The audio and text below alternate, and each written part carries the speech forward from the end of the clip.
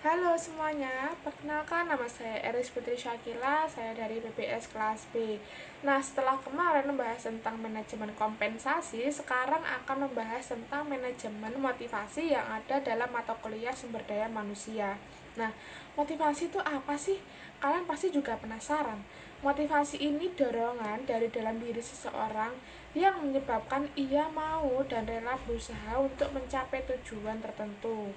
Nah, dalam konteks kerja, motivasi ini menjadi salah satu faktor penting yang menentukan seberapa semangat dan produktif seorang karyawan dalam menjalankan tugasnya. Jadi, tanpa motivasi ini, kemampuan dan potensi yang tinggi sekalipun itu tidak akan menghasilkan kinerja yang optimal.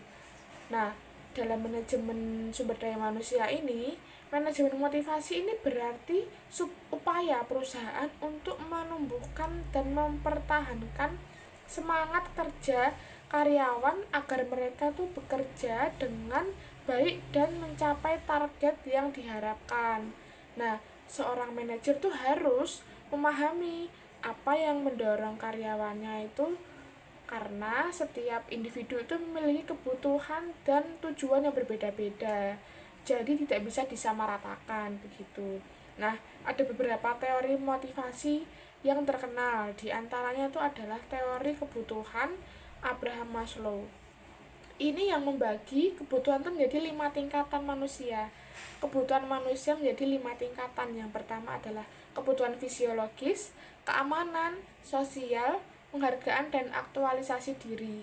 Namun selain itu tuh ada juga teori 2 faktor dari Herzberg yang menjelaskan bahwa kepuasan kerja itu dipengaruhi oleh 2 hal, yaitu yang pertama adalah faktor higienis, ini seperti gaji dan kondisi kerja, serta yang kedua adalah faktor motivator. Ini seperti pengakuan tanggung jawab dan kesempatan berkembang. Nah, di dalam praktiknya, perusahaan ini bisa memotivasi karyawannya dengan berbagai cara. Misalnya, memberikan penghargaan atas prestasinya, kemudian yang kedua membangun lingkungan kerja yang nyaman, yang ketiga menyediakan pelatihan pengembangan diri, dan yang terakhir memberikan kesempatan promosi jabatan. Nah, hal 4 ini yang sangat sederhana ini seperti pujian, kepercayaan atau perhatian dari atasan juga dapat memberikan menjadi sumber motivasi yang besar bagi karyawannya. Jadi mereka merasa dihargai sebagai seorang karyawan. Nah, kesimpulannya, motivasi ini menjadi kunci utama dalam meningkatkan kinerja dan loyalitas karyawannya. Dengan motivasi yang tinggi, karyawan dapat bekerja dengan lebih semangat, kreatif, dan tanggung jawab. Namun sebaliknya, tanpa motivasi, pekerjaan itu hanya akan terasa seperti kewajiban saja, bukan sebagai bentuk kontribusi dan kebanggaan bagi seorang karyawan tersebut. Nah, itulah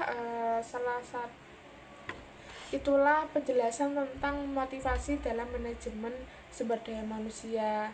Semoga bisa bermanfaat dan bisa menambah semangat kita semua untuk terus berkembang dan memberikan yang terbaik dalam pekerjaan maupun kehidupan sehari-hari. Sekian dari saya. Maaf bila ada salah kata atau salah perbuatan. Wassalamualaikum warahmatullahi wabarakatuh.